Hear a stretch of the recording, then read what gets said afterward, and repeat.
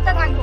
আর তাদের উচিত শিক্ষার্থীদের কথা বিবেচনা করে হলেও আমরা এখানে এসেছি, সকল শিক্ষক আমাদের একটা কোইড সংস্থার পক্ষ থেকে আমরা এখানে এসেছি। কারণ হচ্ছে আমরা যে কোইড স্কুলে চাকরি করি, আমাদের এখানে বেতন খুবই নিম্নমানের। একজন শিক্ষক হিসেবে আমরা স্কুলের শিক্ষার্থীদেরকে পাঠদান করতে গেলে আমরা উন্মুক্ত মনে তাদেরকে শিক্ষা দিতে হবে, কিন্তু আমাদের মনে যখন একটা টেনশন থাকে তখন আমরা সম্পূর্ণ ফ্রিভাবে এবং স্বাধীনভাবে একটা শিক্ষার্থীকে আমরা শিক্ষা পাঠদান দিতে পারছি না।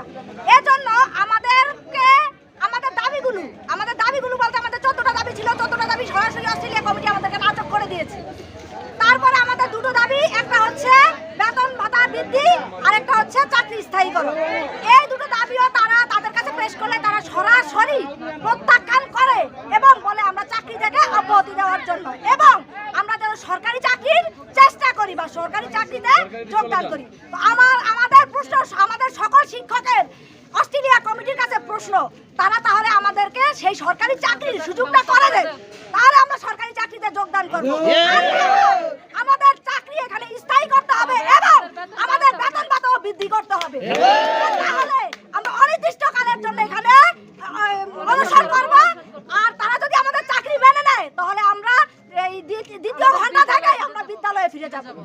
অস্ট্রেলিয়া কমিটির কাছে আমাদের অনুরোধ, তারা আমাদের দাবি দুটো অতি তাড়াতাড়ি মেনে নিয়ে আমাদেরকে কর্মক্ষেত্রে যাওয়ার জন্য সুযোগ করে দিন। দাবি না মানা পর্যন্ত এখানেই অনশন করতে থাকবো। আর তাদের উচিত শিক্ষার্থীদের কথা বিবেচনা করে হলেও এবং আমাদের যে বেতন দিচ্ছে এই বেতনটা আমাদের পোষে কিনা, আমরা আমাদের খাওয়া দাওয়া, তারপরে আমাদের পরিবার ঠিকমতো চলে কিনা, আর বাজার দ্রব্য অনুযায়ী বিবেচনা করে আমাদের বেতনটা যাতে তারা বৃদ্ধি করে, তাদের কাছে এটা আমাদের